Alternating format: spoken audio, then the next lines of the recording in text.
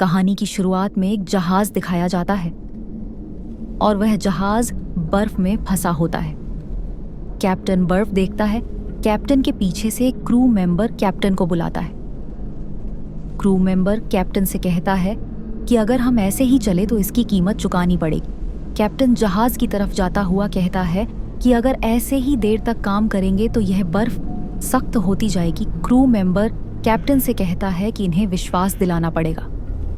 फिर कैप्टन सैनिकों पर कहता है कि यह हमारा काम नहीं है, ना ही तुम्हारा काम है।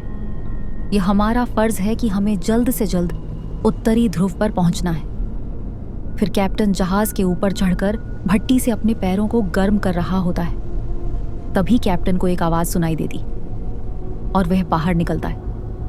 क्रू मेंबर कैप्टन पर कहता है कि 2 मील की दूरी पर एक धमाका हुआ है और कैप्टन दूरबीन से देखता है कि वहां आग जल रही होती, कि कुछ सैनिक हाथों में मार्शल लिए धमाका वाले स्थान पर जाते हैं। देखते हैं कि वहां कुत्तों से चलने वाली बर्फ गाड़ी पर धमाका हुआ है, जिसमें कुत्ते तो ठीक हैं मगर खून बहुत पड़ा होता है। एक सैनिक देखता है कि एक आदमी जख्मी पड़ा है। वह तुरंत कैप्टन को बुलाता है और डॉक्टर कहता है कि इसका पैर भी टूट गया है। तो सैनिक जूता खोलते हैं तो देखते हैं उसका पैर तो नकली है। कैप्टन कहता है कि भालू का तो हमला नहीं है। सैनिक कहते हैं लग रहा है भालू का हमला नहीं है।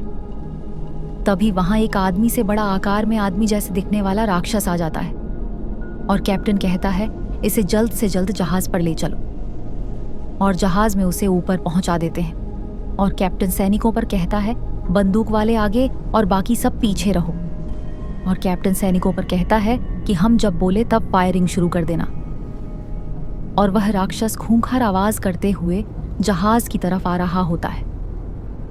तभी फायरिंग शुरू कर देते हैं और राक्षस के 1-2 गोली लगती है, मगर उसे कुछ फर्क नहीं पड़ता और वह फिर उठता है और जहाज की तरफ बढ़ता ही चला आता है।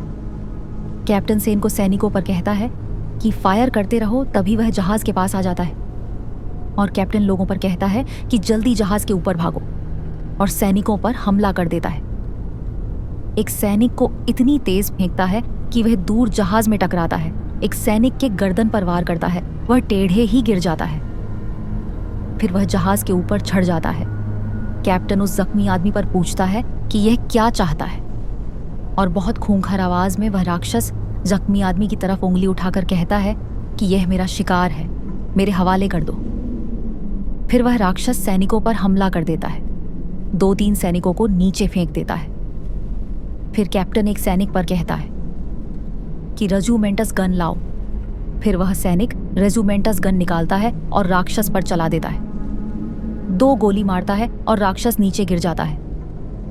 राक्षस गुस्से में जहाज को धक्का मारने लगता है और इतनी तेज धक्का लगता है कि जहाज एक तरफ झुक जाता है और कहता है वह मेरा शिकार है, मुझे दो।